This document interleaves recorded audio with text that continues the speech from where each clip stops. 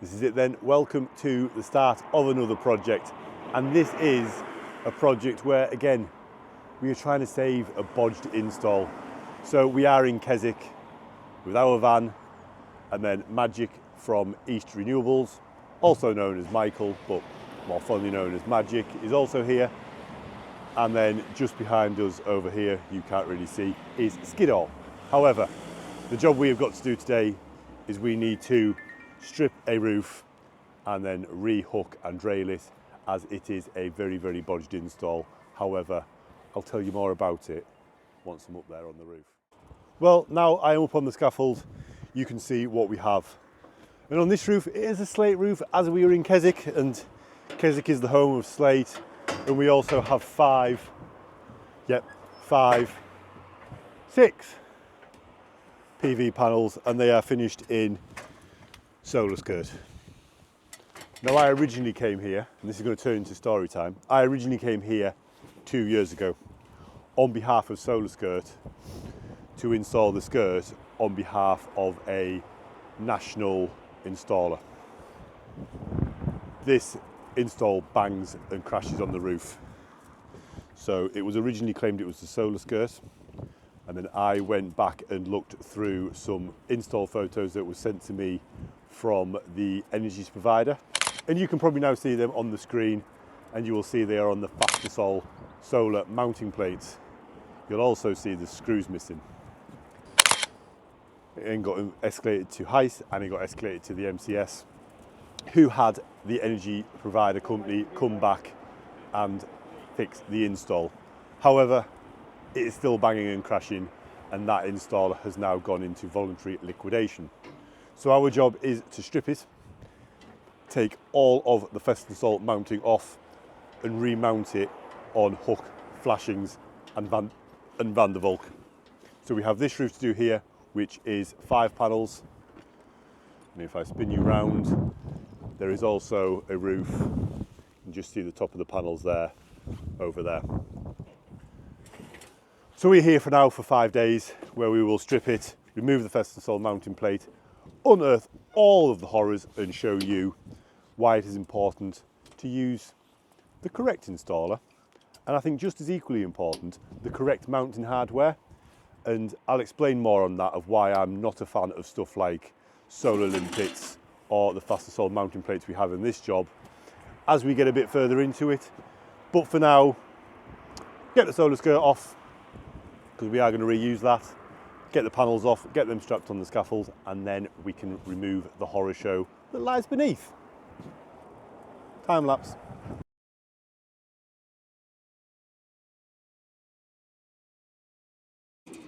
Well, we're going to interrupt the time lapse because we've already started to unfoil the issues. And if we look under here, you will see when I line the camera up, you will see a Fastasol mounting plate and a screw. And if Mike gives that a shake, okay, that's actually, the screws come out there completely, Michael. I think there's going to be a lot of horrors to uncover in this roof, and that's why I want to show you guys, and I want to put it right for the customer, because it's sad that people pay potentially their life savings into putting PV and investing onto the house, and this is the they get. I edited that before I even put it on YouTube. There you go. Well, we now have some of the panels off, and the horrors are already starting to show. So I will spin you around, and Magic's already over there pulling on it. I think Magic might have found the cause of our bang. What does it do, Mike? Rattles in the wind, I think. Same on Jay's end, and I'll have showed you photos of this that the original installer sent me when I quoted for Solar Skirt, but it's stuff like this. There's a screw missing out of here. As you can see, it's in the top but not the bottom. And they've been back to this to put these missing screws in. That one's missing. But then, if we look at this plate here, and Jay comes and does it for us, gets hold of the rail, Jay, and pulls up on the rail. I don't think that's fastened into a rafter, do you, Dan? I'd have said that's not fastened into a rafter at all, Jay. And there's another one actually which is down here. I believe it is that one, it is the same. There you go, look, you can just see that one moving on the screw, or is it this one that, there's one of these ones, that one is it? Might be that one, pull on that one. No, pull underneath it. Might be that one, there you go. Don't think that's doing too much. What is going through installers' heads? When someone comes and does this on a beautiful slate roof in the Lake District, under the shadow of Skiddaw and next to Derwentwater, and leaves, I was not going to swear on this channel, but that, right? So anyone that watches this, that is an installer, and has ever left anything on like that, hang your head in shame, along with your tool belt, and go. Because stuff like that is abysmal, and you want to be embarrassed for yourself. It makes me embarrassed for the trade. Well, I've calmed down a little bit, and here is the roof stripped off, and the many issues that we have found. Obviously there is already the fixings that have completely missed the trusses, and then there's stuff like this. If anyone was ever wondering, this is not how you fit a Genius flashing, and that is not how you bring your DCs out, just through a smashed hole in the slate. So, oh, there's also them ones as well.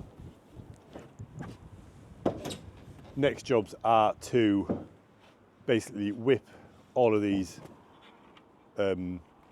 plates off, and then we can get some hooks up here, some slate ripping tools, some Genius flashings to install properly, some rail, and we can mount it all back on hook, rail, Van der Valk and flashings better than it came off. And I think that's going to be the most important bit. Lost for words, really am. Well, it is very wet and I am very dusty. However, we are making quite good progress. So I'll spin you around and I'll show you what we've got done, and I'll show you how slate hooks go back in. So we've opted to go with vertical rails, so our rail will go up that way and our panel will be clamped back on the long edge. There is another hook to go in here, which is going to be a bit of a challenge, and then 4 more in across there to take some panels here. So Mike's been on this end of the roof, I've been on the other end of the roof. So these ones are some of my slate hooks. So to get these hooks in, you need to take out this tile, which you can either use a roof tooth for, or you can use a classic slate rip. You can get up the back of here and rip the nails out, and then you can get to these fixings and you can just take these 2 fixings out for this tile using a claw hammer. You can then put your hook in, and then your flashing kit, which also has the foam up there. And then how these sit is these sit in there. So any water that runs down these gaps is running, as you can see in that bit there, onto our flashing. Obviously that side there runs onto that bit there, runs onto this tile, and it is these flashings that keep our slate roof watertight. Now, where a lot of the old fast and solid plates were, we have got stuff like this, where the screw was through the roof, or that one there, or there's another good example. So where the old fast and solid plates were, we have got stuff like this, where they had drilled it. So them slates are now unfortunately buggered, but what we've used is we have used some composite slates. These are nice and cheap, and because this roof is made up of various different size slates, although the lap is all the same, we can cut these down easy and fill in where we can, where the original slates have been damaged. Like there's a good example. You can see some holes there. We can fill in. So what they're really good for is we can cut them down nice and easy, especially with this roof having different size slates, widthways. We can cut them down and get them back in, although the lap, top to bottom, is always the same, and we can repair the slates that have got the big holes in where the fixings have been drilled through them previously. But yeah, it is now, I think it's about 2 o'clock. Gonna go get a cup of tea because we have been in the rain all day, and it isn't pleasurable. Hence I've got a little bit less footage than what I wanted to, but hopefully we'll get you some more on the other roof. But yeah, it's going back together all right. The classic genius flashings, Renusol, Van der Valk, slate hooks, and it's going back together slowly but surely. However, Skiddaw, which is behind me, is currently very much still in cloud. We will carry on. Well, I think we have now made some good progress. All of the rail is now on, and as you'll know, we have gone for vertical rails. What that means is we can clamp on the long side of the panel, because these panels are in landscape. There's 4 across the bottom in landscape, and then there is 1 in there and 1 in there.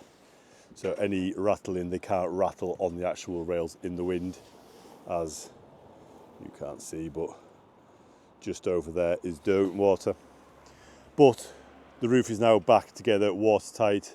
Like I say, in places we have had to use some composite slates, which are there, but you'll never know once the array's back on. So tomorrow morning we can get these 6 panels back on, and then Jay can get on and solar skirt them, and then me and Mike can start to have a look at the rear array. But it has not stopped raining all day. It's bloody miserable. Well, welcome back to day 2, and this is where we left off last night, as I showed you. Jay is just now up and over that ridge, taking off the solar skirt on array number 2.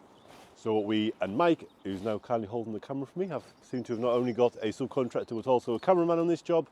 We are going to get these panels back on and all nice and square the roof. We've already this morning levelled the rail using a string line.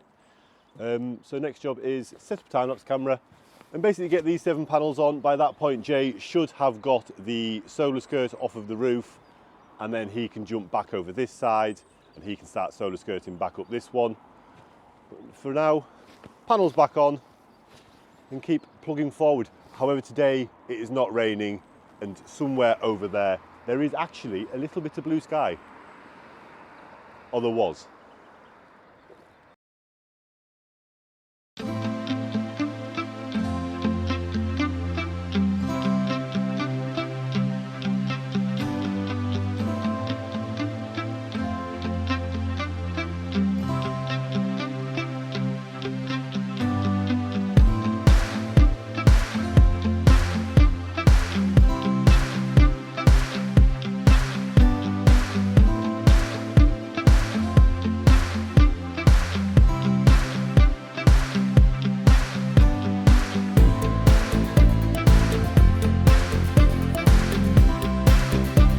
There you go then.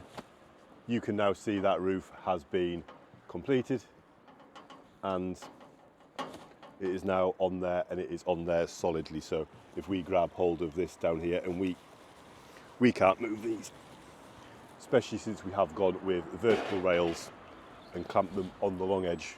Obviously remembering before it was horizontal rails and they were clamped on the short edge, so that allowed the panel to have a lot of flex in the middle.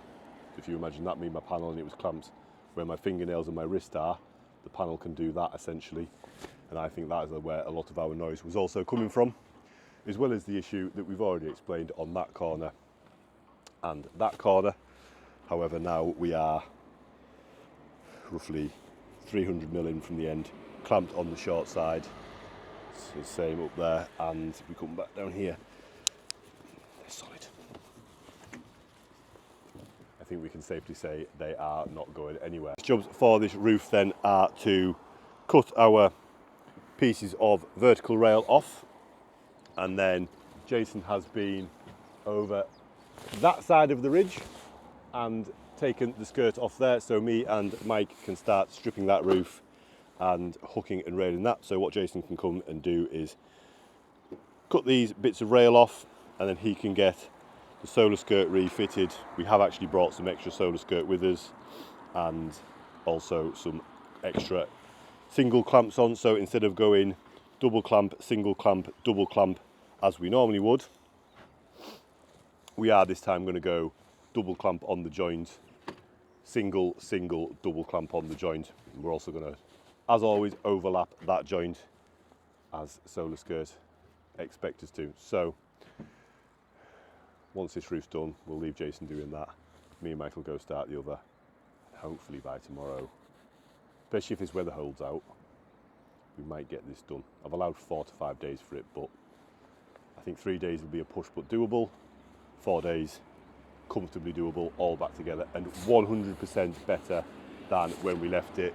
And then we can get the drone up and we can get some beautiful photos of it and a bit of video to sign out this video as always. Yeah, one roof down, one roof to go.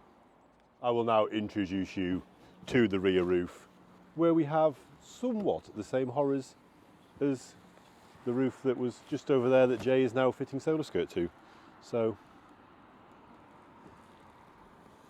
just like the other roof, they are on the Fastensol solar plates. Now I'm going to check, and if I'm right, there'll be a picture on the screen now of the fitting instructions for these plates. And I actually think they're upside down as well. I think this long side opposed to the short side, which is here. So when I talk about long side, I mean what is in front of the upright. I think they're 180 degrees backwards. But same problems we have on the other roof. We have screws that are not into the roof. I've just wound that one out with my fingers.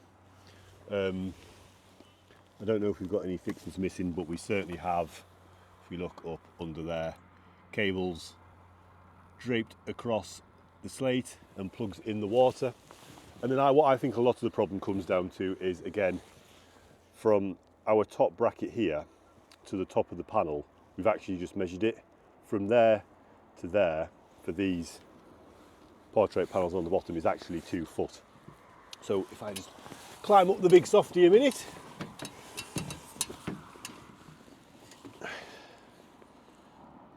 what that gives us is from here to here is a lot of flex. And also this panel touching this panel, which we do as well, and so do many other installers. But I think looking at this, we are now going to start putting a gap in them.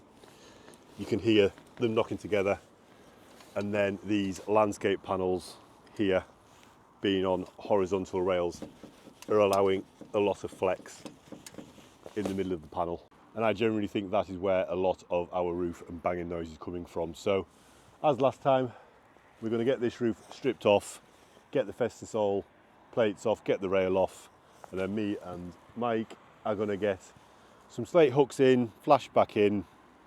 Going to do horizontal rail for our portrait panels across the top, and then we will take some horizontal rails up these, and we'll also put some extra clamps into our horizontal rail to take the top of our bottom portrait panels.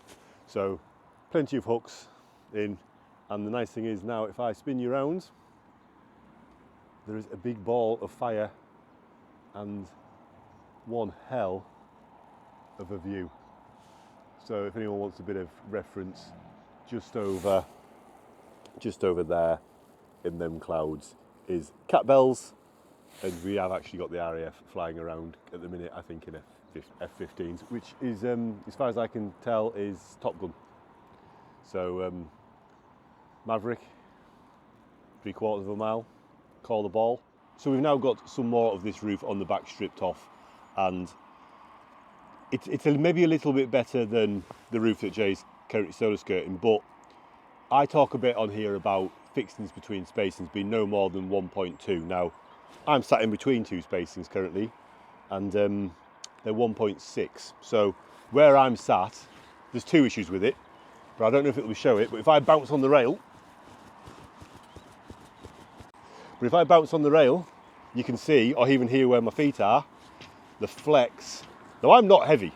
I'm only about 13 stone, but that shouldn't do that. And then it's also where our splice is. So if Mike looks at this splice here, we'll notice that the actual joint in the rail, as you're looking at it, is to the right-hand side of the plate. But then that means the rail that I'm stood on is only actually supported by the splice and one plate. Now, every piece of rail ultimately should have two splices in it, or two supports to the roof. So it wants another support in, remembering these are 1.6 apart, roughly where my foot is, which would then make the piece of rail I'm stood on or sat on have two fixings to the roof. It would then mean that the rail also has 1200 apart here and here, and it would have got rid of this. And I wouldn't have been able to bounce up and down on it, and the rail wouldn't, or the panels wouldn't have rattled on the roof. And again, when we talk about spacings, our fixings here, that's 500 from the end of the panel. And what that allows is this panel to flex. Now, what we actually think a lot of the noise in the wind has come from is these landscape panels being mounted on horizontal rail and clamped on the short edge. And what it essentially allows it to do is this. Now, if I take the microphone off and hold it over here, makes quite a bit of noise. So these ones, like I said, will be on vertical rails and clamped on the long side, and it will get rid of this. And I think that, plus having the fixings correct spaced and flashed in so we know they're fixed into the roof, will get rid of a lot of our noise on this job. Well, the more we strip off this roof, and as you'll see, we have got that side stripped off, the more we find wrong. See, I've already explained the rail, and I do feel like this is a constant bit of whinging. However, I think it's a constant bit of whinging that needs to happen, because there is installs possibly happening like this up and down the country on a daily basis, and it's all price driven. It's all driven by the lowest possible install cost, from installers to subcontractors, I'm not going to deny that, but also from consumers looking to have what should be an investment into the most expensive thing you own, your house, trying to get it as cheap as they can. And what they're getting is they're getting installs like this. I mean, look at this. That is, as you will agree, a fasten sole mounting plate, and there is a screw here, and there is a screw here. However,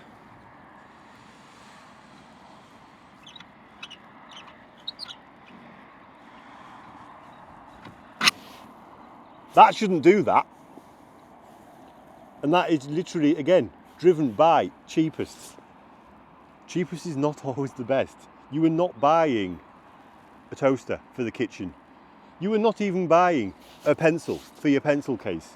You're buying something that lives on your roof, rain, snow, wind and shine, because it's solar, that lives on the most expensive thing you own. You wouldn't buy a cheap sofa or a cheap TV, so why buy a cheap install? Beggars belief how people, and maybe it's uneducated on consumers' parts, but how installers that should know better can leave detritus like this, because it's a complete lack of respect for the trade and, more importantly, customers' homes. Sickening. Mike's doing his end with his meta glasses on. I know.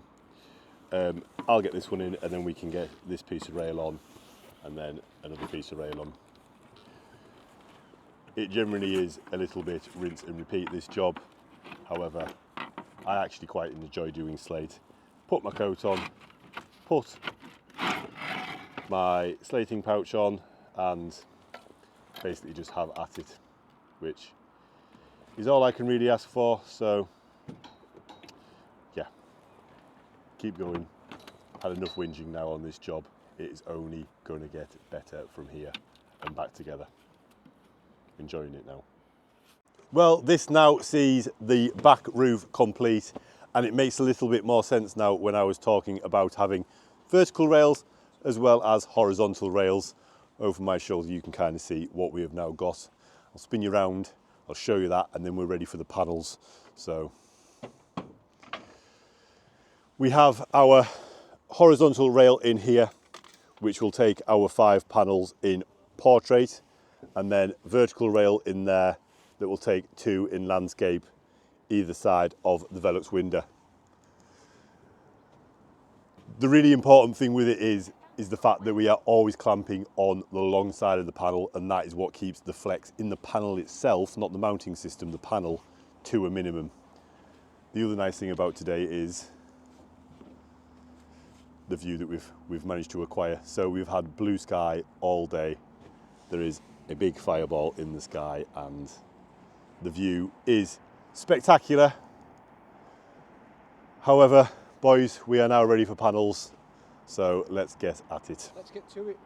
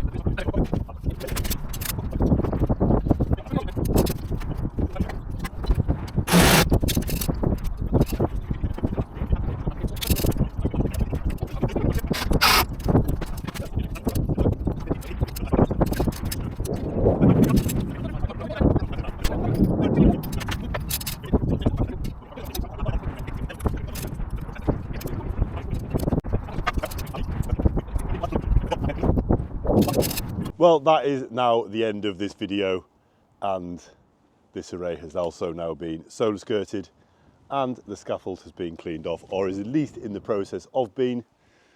We have learned a lot on this job, I think. We've learned that not all installers are equal, and some very much do's and some very much don'ts, especially when it comes to slate roof, but I think they can apply to flat roofs, pan tiles, flat tiles, concrete tiles, roseberries, or any other roof covering that you can think of. Not all installers are made equal. Some may charge a little bit more, but that is because we want to put our time, our effort, and our skill and our pride into your family home or your business. And then you can have it on there for life. But like I said, like, comment, and try and subscribe. It's down there, it's free to do, isn't it? So I know I subscribe to people that I don't watch, but it helps me, and I want to help you, so there we go. Join us on the next one.